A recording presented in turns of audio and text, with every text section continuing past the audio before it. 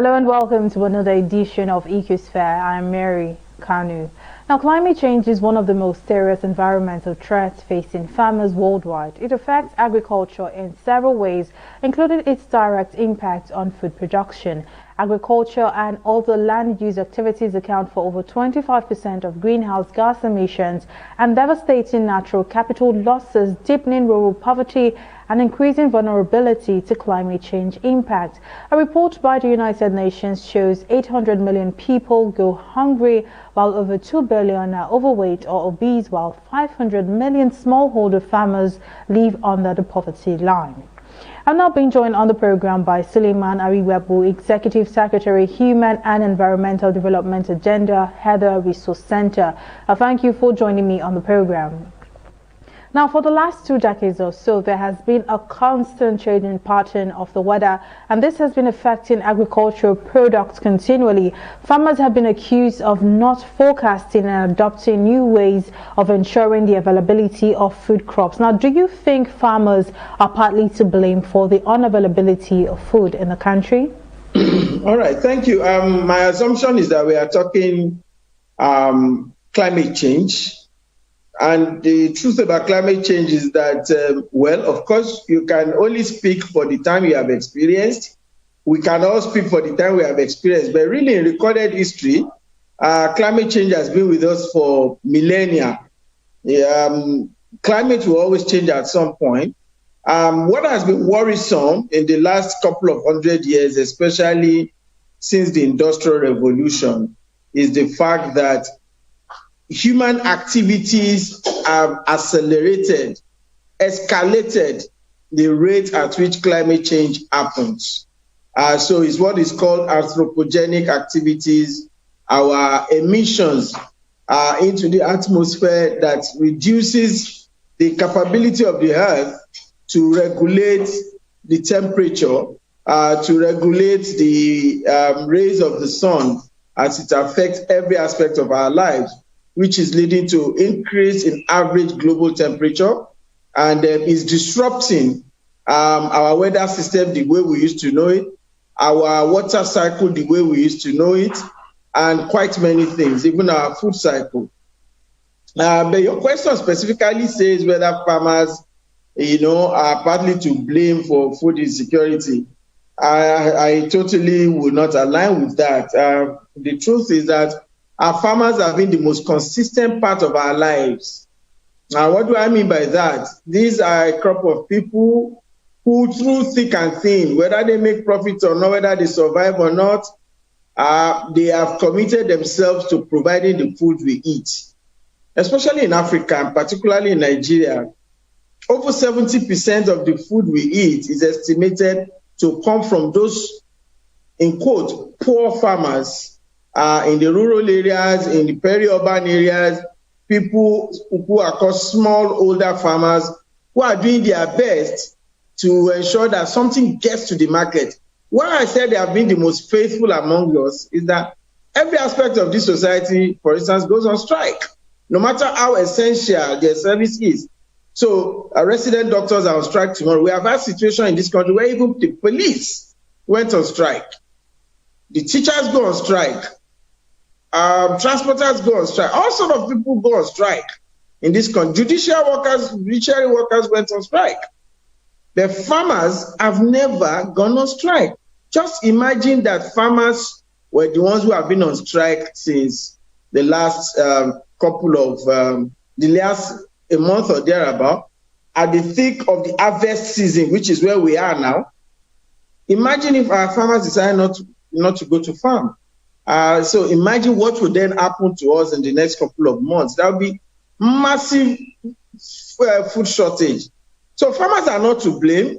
In your question, you did mention whether forecast. It is not the responsibility of the farmers to provide forecast or what we call climate information services. Of course, in the traditional system, there was a way in which farmers and traditional people in society could tell when the rain is coming nearer, how, whether it's going to be light rain or, they could tell the seasons You look, observing nature, observing the movement of animals, observing certain plants that are blooming or that are not blooming. But a lot of these things have changed. Our climate has changed such that those traditional methods are not reliable anymore. And so we needed science to come to our aid. And science and technology is able to provide this information. But are we taking full advantage of science? We have an agency called the Nigerian Meteorological Agency that gives annual and even decade forecasts, giving us forecasts up to 10 days. They have told us now that it's going to flood, and you see all the governors running around. But they already made this prediction from the beginning of the year. Their seasonal climate prediction for 2021 was released in February. So this information is there, the science, the knowledge is there, but we as a people, our government at all levels have not done enough to equip our farmers with the right information that will help them to provide adequate food for us. And it's not only information you give farmers, there are other things that need to aid that. With climate change comes heavy rainfall, scorching sun, and all of these negative effects. Now, is there a positive side to it for farmers, or is it just all negative? The truth is that we will not be here if not for the water cycle. And the biggest evidence of the water cycle for us is the rain that falls. It is the rain that falls that rechannels, that refills, recharges our rivers, our lakes, the lagoon, the small water here and there. The underground water is also recharged, via rainfall. Mountain, top waters are not. So we need the rain. And naturally, but unfortunately for us in Africa, in Nigeria, our agriculture is 90% rain-fed. That is why you see us doing seasonal farming. We're unable to plant certain crops outside of their season, outside of the rainy season. Whereas in some other countries, they have developed technologies, especially irrigation technologies and services that helps people to farm all around the year. And that is why we have seasonal unemployment in Nigeria. Millions of our young people, when it's dry season, you see them flooding to the urban centers, especially Lagos, Port Harcourt, and Abuja, to seek other means of survival because they are unable to, plant their staples at about that time. So rain is essential for our lives. What has happened is that due to climate change, the pattern of the rain is changing. So sometimes you have intense rain that ought to fall across a period of a month, will fall within a few hours. And then because of that, you have serious flooding. But that's not all the story. That's not the entire picture. The truth is that we equally have flooding because ecosystem services that we enjoy from the way God has made our hearts, our environment, we have depleted the capacity of the ecosystem to provide us those stabilizing services, for instance, like that of managing flood, preventing flood. So you take, for instance, Lagos is a coastal state. We have a lot of what we call wetlands. All these wetlands are being violated and developed. And it is wetland that will save the hinterland from flooding in the advent of huge rain, intense rain. You look through Lagos from Ojota or from the lagoon up to somewhere around Ogun State, there is the green belt, which is also being violated. You find mechanic workshops, you find people building gigantic buildings along that green belt. Yet that green belt is meant to prevent Lagos from flooding in the advent of big rain. We have drainages that have been made that you and I, we drink pure water, we litter with bottles, PET bottles. If some people even go as far as dumping their entire refuse in the drainage system. So a lot of the flooding that you are seeing is not even just because the rain pattern has changed or because we are having intense rain within a short period, but it's because we are depleting and disrupting nature's design for managing such incidents, such extreme climate occurrence. We are also disrupting our own man-built mechanism for managing same by clogging our drains, by doing all sort of nonsense, building along the path of drainage, and all of those things that we do. So rain is itself one of the biggest blessings that the Creator has endowed us with. Without rainfall, we are nothing. We will not exist. Okay? We will not exist. And it is natural that once in a while, of course, much more now we are seeing it because of climate change, there is a disruption in the rain pattern. Rain is always good news for the farmers. But when we remove the trees that ought to prevent flooding, that ought to keep the topsoil intact, when we do massive clearing, when we refuse to plant trees, when we refuse to protect soil through proper channelization of water and what have you, you find this kind of disruption. So this harm you are talking about, this negative impact, are self-inflicted largely.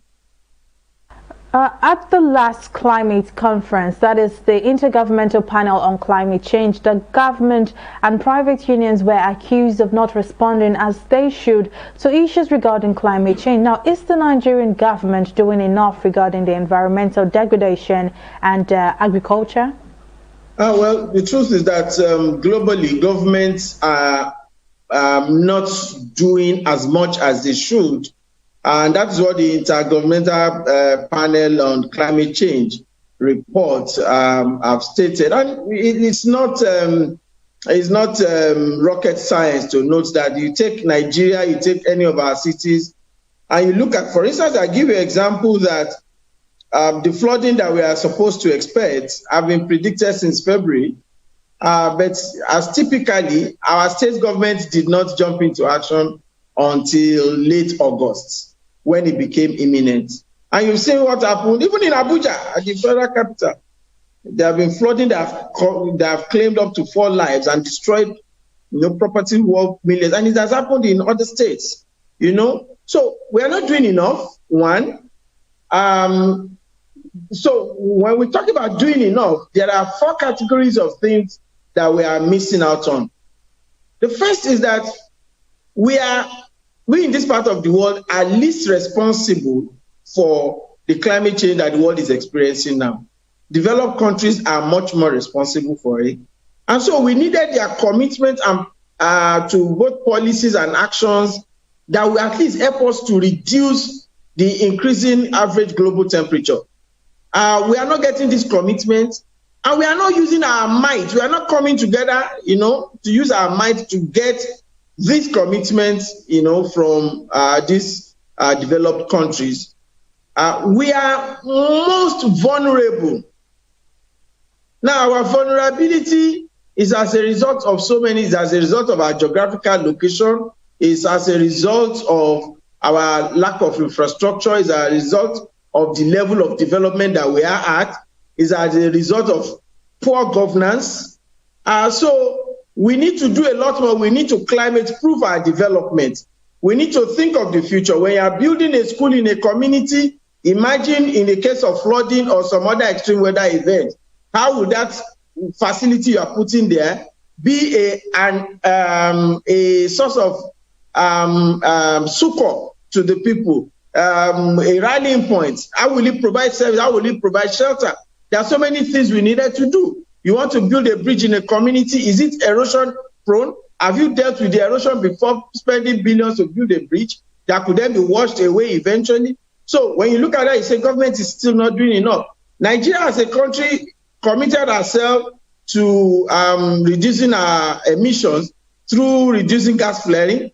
We have set many dates for gas flaring. We have not done anything about it. We said that we will improve our transportation system because everybody, Okada, all sort of vehicles on the road, when we could employ mass transit system that will take majority of the people with convenience and what have you. So we are not doing enough of this. Our electricity system, our cooking system, our energy for both industrial and domestic use, we are not taking of the advantage of the fact that we have a huge gas reserve. We are still allowing people to largely use charcoal or to cut down trees, as fuel. We're allowing people to use small generator, everybody emitting,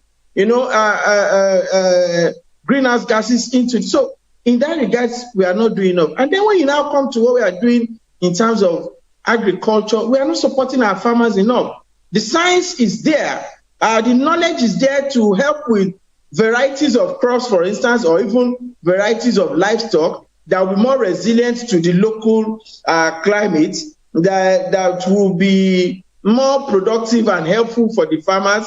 We are not supporting them with the kind of input, the training, the extension support, the climate information services, the market, the things that they need to be empowered.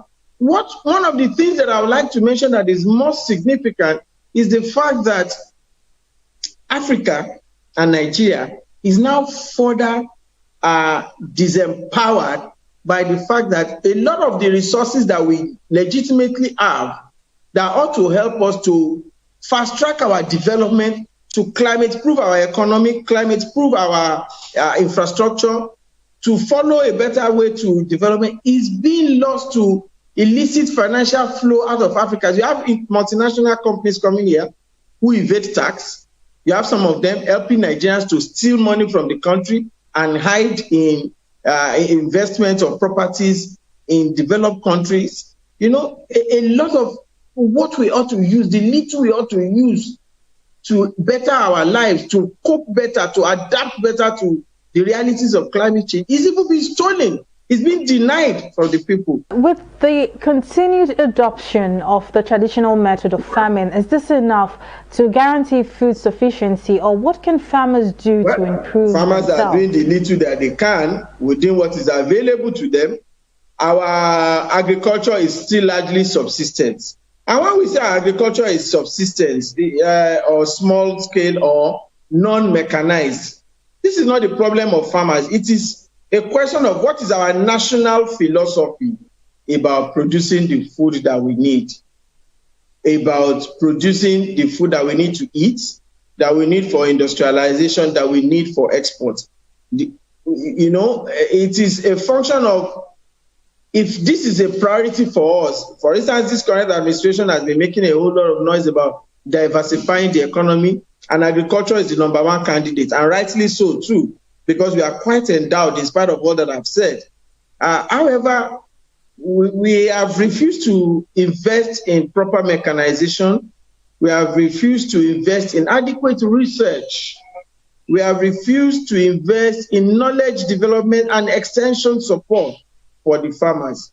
They are not getting the right input in terms of seedlings or livestock variety. They are not getting the right support in terms of fund to help them. So it is not the fault of the farmers that they have remained subsistence. And when we are talking about mechanization, we are not necessarily saying that every farmer should become like the farmers of America. We are saying that if a farmer is going to farm on an acre of land, help them with the information, that is warnings, help them with the input, with the knowledge, such that on that acre of land, they will get much more than what we are getting as a country on the average from 10 acres, which is possible. Countries like Israel, like the Netherlands, do not have, they are land constrained. Japan is land constrained, and they are producing food for the export market. So we need to help the farmers with appropriate technology. So when we are talking mechanization, it's not everything about tractors. Tractors are important for large-scale farmers. It might not be necessary for small-scale farmers, but those small-scale farmers can be lifted from the level of subsistence to the level of commercial agriculture, even within their small space. Suleiman Arigbabo, the Executive Secretary of HEDA, thank you for your contributions. Thank you for joining me on the program. You're welcome. Thank you too. Well, we'll take a break here, and when we return, the program continues. Don't go away. Corruption not in my country. Hello? Yeah, I found your wallet in front of a supermarket. Meet me at Apple Junction. Yes, I'll be waiting for you. Now we find out. Two of us. Thank you very much, officer. You know, it's surprising that men like you still exist in the police force. Oh, yes. This is just a token of my appreciation. Oh, no, you don't need to do this. We are only doing our job. Thank you very much. God bless you. You're welcome. Now I know police is really my friend. Yes. Friend. Hey. Okay, which came up with this one? I don't understand. You know your problem. You are greedy. I'm a policeman who is doing his job. All forms of corruption in the force. Not in my country. Corruption not in my country. Welcome back. We're still talking about climate change and its effect on agriculture. Right now, I'm being joined by Julius Oga, an agro enthusiast. Thank you for joining me on the program.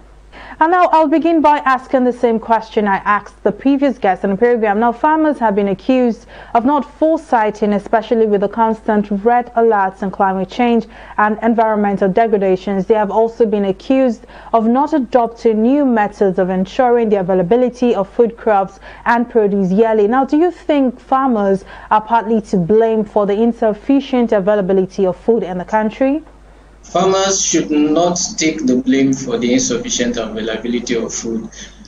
Many factors can be attributed to this, and it should not, so the farmers cannot become a bogeyman for the mistakes of the general society.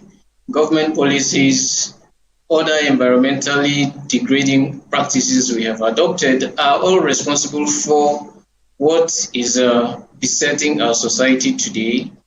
And food shortages will continue if we do not adopt agricultural, sustainable, and environmentally sustainable policies that are beneficial to the entire world in the long run. How are farmers pushing engagements and, conversations with the government with regards to climate change, as it is a serious threat facing farmers worldwide?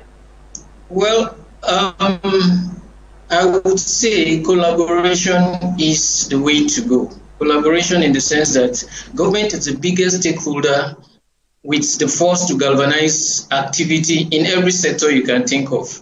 So collaboration is the way to go, and farmers cannot push the government beyond the limits it is willing to go. For instance, if we look at desertification and the crisis we have about farmer-header conflicts in Nigeria at the moment, you would see that it is only the government that has the resources and the capacity to make things work. Things like recharging the Lake Chad region in order to have that place have sufficient water for agricultural activities, and policies like the Great Green Wall that has been put on hold. I would say it has been put on hold, not officially, but it was a pronouncement that was made to have a shelter belt across the northern states of Nigeria to stop the southward spread of the desert.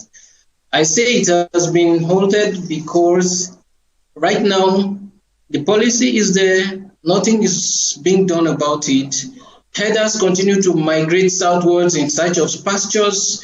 Conflicts continue to arise as a result of the migration of herders, and the desert continues to advance southwards.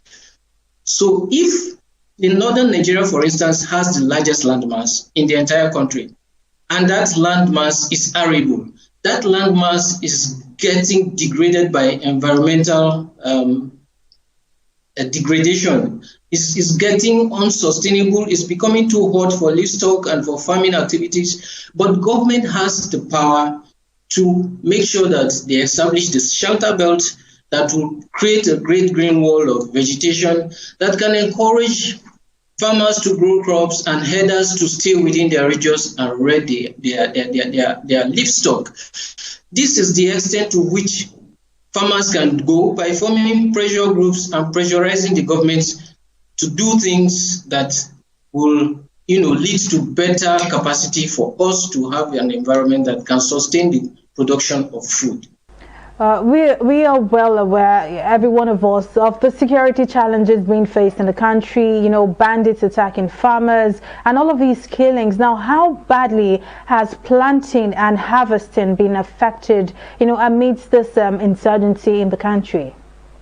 it cannot be overstated. How badly it has affected the economy cannot be overstated, because you can see that in the cost of food in the market, you can see that with the refugee crisis, and you can see that with inflation in the entire economy. You got the displacement of people from their farms means there's no production of food, which also means it will lead to scarcity, which also means the level of inflation will only continue to skyrocket. So insecurity is a serious problem to agricultural sustainability.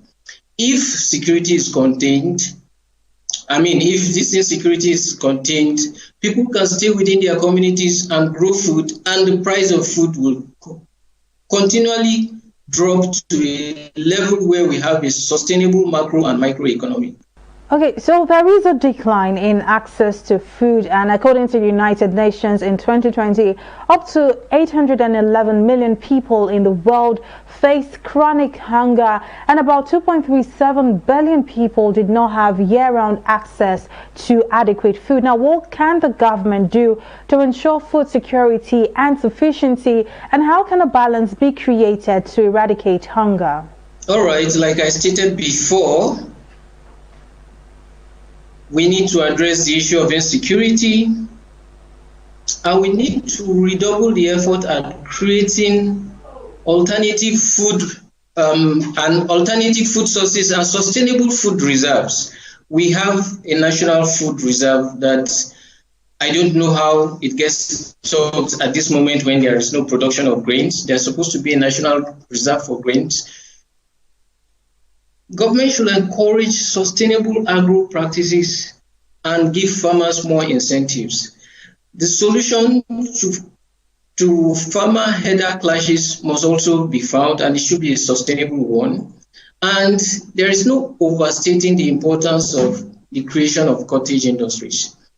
A lot of the times we have remained at subsistence level because we do not have industries that convert our agricultural produce to finished products. And if you travel across the country, you would see that farmers are struggling to sell food at subsistence level. Farmers have to come with corn to the roadside, with yams to the roadside, with oranges and mangoes to the roadside, in order to sell this at retail value and maybe just take back some income to feed the family. This is not how economies are built. If you go to a state like Benue, for example, you would weep at the level at which people are struggling to sell things that are produced in large quantity at retail value in order to to continue to have a means of self-sustenance. This wouldn't be the case if you have cottage industries who can buy off this produce from farmers, who can add value to this produce and sell it at a level that is commercially viable. And that will mean also that they are buying it at a level that is profitable to the farmer, not at a level that is giveaway, because the farmer cannot store those produce. And so if he does not sell them off at giveaway prices, he stands the chance of losing them. These are the things government can do in order to promote growth and development in the sector. Otherwise, we will continue to struggle to sell oranges and corn by the roadside and continue to go hungry. And the corn that we cannot sell will rot. The yams you cannot sell, the oranges you cannot sell will rot. Meanwhile, if there were cottage industries, these things can be processed and stored and preserved, and they add to the gross domestic product of the country because they will become value for export. So this is the way to go. Cottage industries, and only government has the capacity to do this and to encourage farmers and small-time entrepreneurs who have the will and the zeal to do these things. They should be given the incentives to invest in the sector. Other than that, we will grow food, we will see corn by the roadside, but we go to the market, the value of last year's product is still there in the market. The physical product is still there in the market, but you cannot buy it at a sustainable rate because of the level of inflation. So this is the way to go. Let's have cottage industries, and we would have addressed the problem of unemployment on the one hand, and we will also be addressing the problem of food availability on the second leg. Thank you very much. Well, agro enthusiast Julius Oga, thank you for joining me on the program. Thank you very much for your contributions. Thanks for having me. Well, on that note, we've come to the end of today's episode of the program. Thank you for watching. I'm Mary Kanu. Bye for now.